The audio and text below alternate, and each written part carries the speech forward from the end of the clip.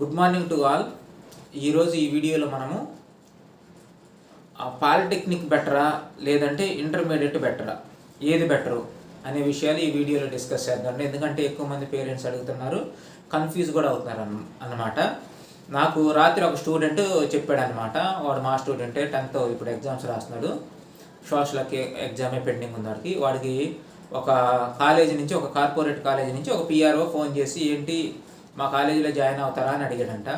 వాడు వచ్చేసరికి లేదండి మేము పాలిటెక్నిక్ జాయిన్ అవుతున్నాము మేము మా ఫ్రెండ్స్ అంటే, వాడికి మరి అతను తెలిసి చెప్పాడో తెలియక చెప్పాడో కానీ మీకు పాలిటెక్నిక్ రావాలంటే కనుక 10th 550 మార్క్స్ రావాలి, అయితేనే మీకు పాలిటెక్నిక్ వచ్చింది, లేకుంటే లేదని చెప్పాడంట.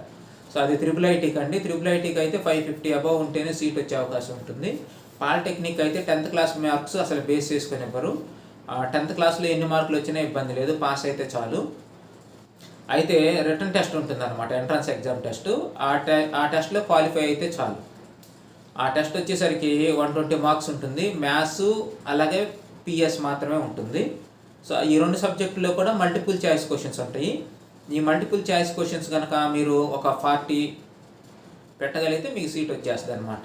40 రైట్లు పెట్టగలిగితే దీంట్లో నెగిటివ్ మార్కింగ్ ఏమి ఉండదు, అన్ని ఏబిసిడీలే మల్టిపుల్ చాయిస్ క్వశ్చన్స్ ఉంటాయి. అలాగే ఇప్పుడు ఇంటర్మీడియట్ బెటరా లేదంటే పాలిటెక్నిక్ బెటరా అనే విషయాన్ని డిస్కస్ చేద్దామండి. సో ఇంటర్మీడియట్ ఏంటి అంటే, ఫస్ట్ ఈ రెండిట్లో ఏది బెటర్ అని మనం తెలుసుకోవాలంటే ఫస్ట్ నువ్వు అసలు ఏం అవ్వాలనుకుంటున్నావో అది డిసైడ్ చేసుకో. ఇంజనీరింగ్ అనుకుంటున్నావా లేదంటే మెడికల్ సైడ్, డాక్టర్ కానీ నర్సు కానీ ఏదైనా టెక్నీషియన్ కానీ మెడికల్ సైడ్ అవ్వాలనుకుంటున్నావు అనేది ఫస్ట్ నువ్వు డిసైడ్ చేసుకో.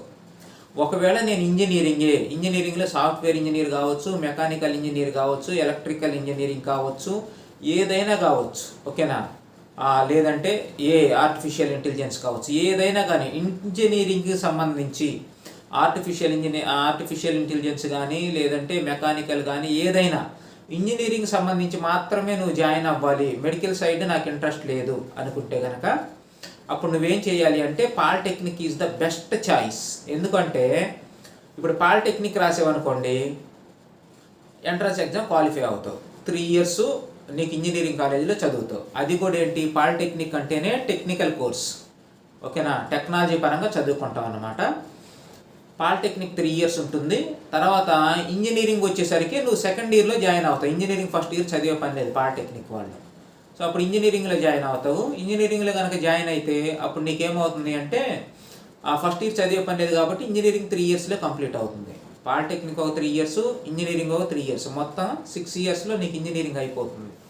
ఒకవేళ ఇంటర్ చదివావనుకో, ఇంటర్ 2 years, థియరీ ఎంత చదువుకుంటా రావాలి. నువ్వు 10thలో ఎలా చదివావో ఇంటర్ కూడా అలాగే చదువుతావు. ఏ విధమైన ప్రాక్టికల్ నాలెడ్జ్ అనేది ఉండదు. పాలిటెక్నిక్లోనైతే ప్రాక్టికల్ నాలెడ్జ్ అనేది చాలా ఎక్కువగా ఉంటుందన్నమాట, ఓకేనా. ఎక్కువ ప్రాక్టికల్స్ చేపిస్తారు, ఓకేనా. వారికి మార్కుల మీద వీటి మీద ఫోకస్ చేయడం. అదే ఇంటర్మీడియట్కి వచ్చారనుకో నువ్వు బాగా రుబ్బిస్తారు, ఎందుకంటే మార్కులు అని చెప్పేసి. ఒకవేళ ఇంజనీరింగ్ ఇంటర్మీడియట్ అయిపోయిన తర్వాత 2 years ఇంటర్మీడియట్, మళ్ళీ ఎంసెట్ రాసుకోవాలి నువ్వు.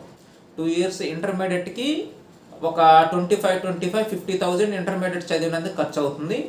ఎంసెట్కి ఒక 20,000 అవుతుంది, 70,000 అవుతుంది. ఇంటర్మీడియట్ అయిపోయి నువ్వు ఇంజనీరింగ్లో జాయిన్ అవ్వాలంటే ఇంజనీరింగ్ దగ్గర నుంచి నీకు ఫీజు రియంబర్స్మెంట్ అనేది వస్తుంది, ఓకేనా.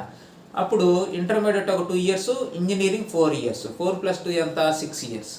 నువ్వు ఇంటర్ ద్వారా వెళ్ళినా కానీ 6 years పడుతుంది, లేదా పాలిటెక్నిక్ ద్వారా వెళ్ళినా కానీ ఇంజనీరింగ్ అనేది 6 yearsలో కంప్లీట్ అవుతుంది, ఓకే.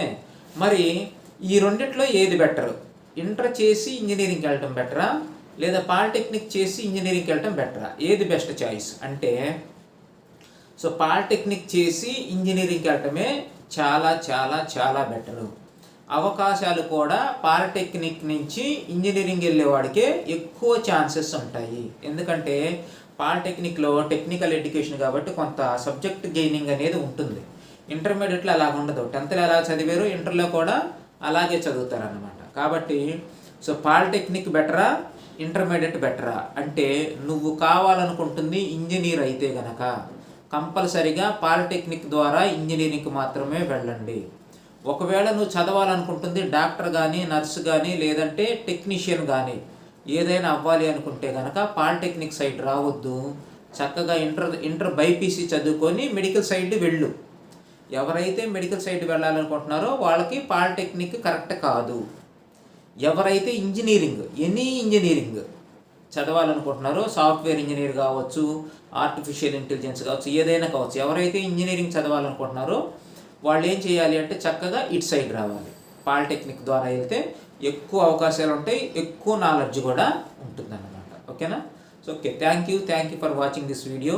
మీకు క్లారిటీ వచ్చింది అనుకుంటున్నాను. పాలిటెక్నిక్ బెస్టా, ఇంటర్ బెస్టా క్లారిఫికేషన్ ఇచ్చేసాను. ఒకవేళ నువ్వు ఇంజనీరింగ్ స్టూడెంట్ అవ్వాలి అనుకుంటే ఏ ఇంజనీర్ అయినా పర్లేదు, పాలిటెక్నిక్ వెళ్ళు. లేదు మెడికల్ సైడ్ డాక్టర్, నర్సు ఇలాంటివి అవ్వాలనుకుంటే ఇంటర్లో బైపీసీ తీసుకొని అటువైపుకి వెళ్ళు.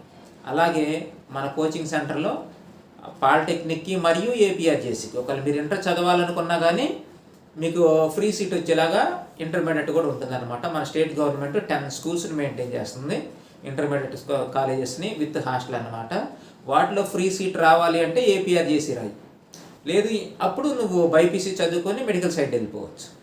కాదు ఇంజనీరింగ్ అనుకుంటావా, చక్కగా పాలిటెక్నిక్ రాసుకో, 100% సీట్ గ్యారంటీ ఇస్తాము. మా దగ్గర జాయిన్ అయితే చక్కగా పాలిటెక్నిక్ చదువుకొని ఇంజనీరింగ్కి వెళ్ళండి. Thank you for watching this video.